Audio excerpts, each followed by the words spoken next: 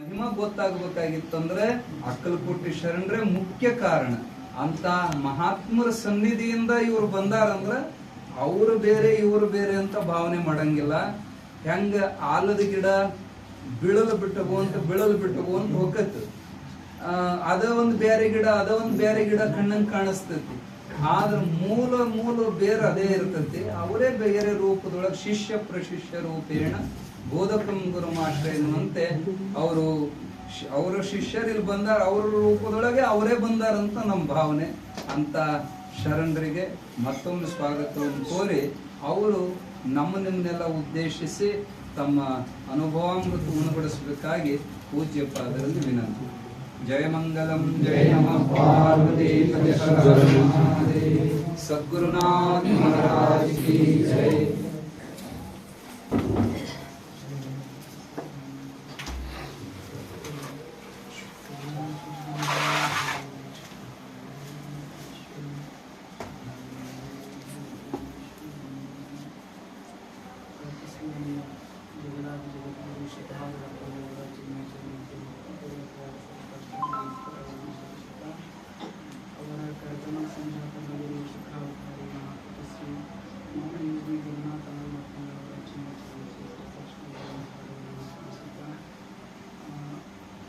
ಆತ್ಮೀಯರು ಅಂತ ಹೇಳ್ಬೋದು. ಯಾಕಂದ್ರೆ ನಾನು ಸನ್ಯಾಸತ್ವ ಸ್ವೀಕಾರ ಮಾಡುವಾಗ ನನಗೆ ಧೈರ್ಯ ತುಂಬೋರು ಯಾರು ಅಂತಂದ್ರೆ ಜ್ಞಾನಾನಂದ ಭಾರತೀ ಮಹಾಸ್ವಾಮಿಗಳು.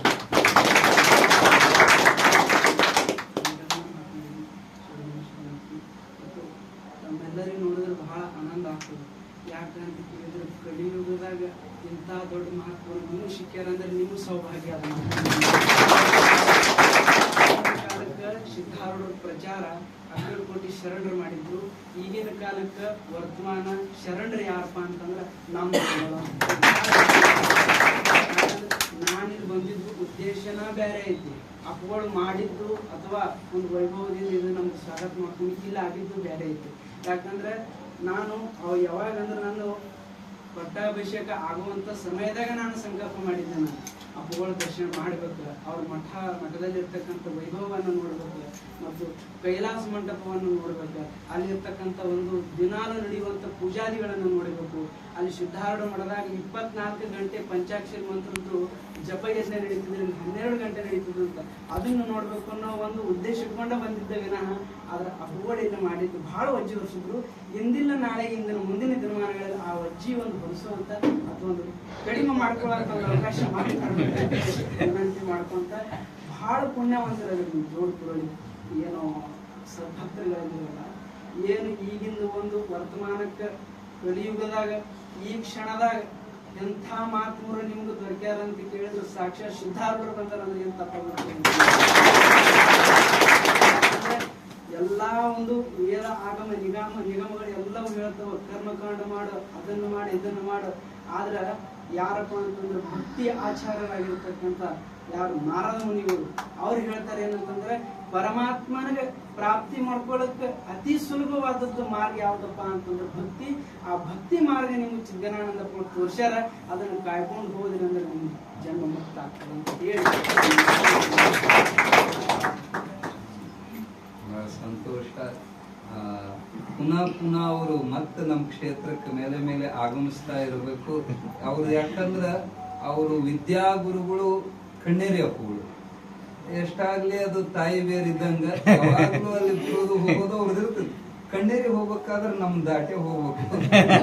ಕಣ್ಣೇರಿಗೆ ಹೋಗುವಾಗ ಬರುವಾಗ ಈ ಭಾಗದೊಳಗೆ ಎಲ್ಲೇ ಬಂದ್ರು, ಯಾಕಂದ್ರೆ ಇದು ಒಂದ ಭಾಗ ಅಲ್ಲ, ಕರ್ನಾಟಕದ ಮೂಲಿಗೆ ಅಕ್ಕಲಕೋಟೆ ಶರಣರ ಮಠ ಅದಾವ.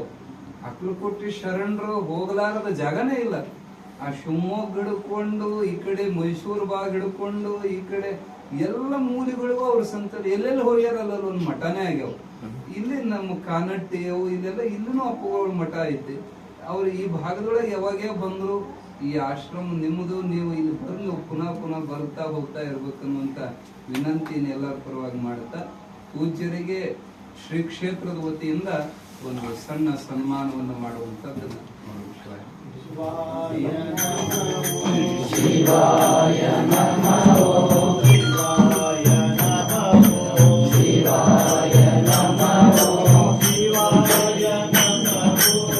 ಶಿವಾಯ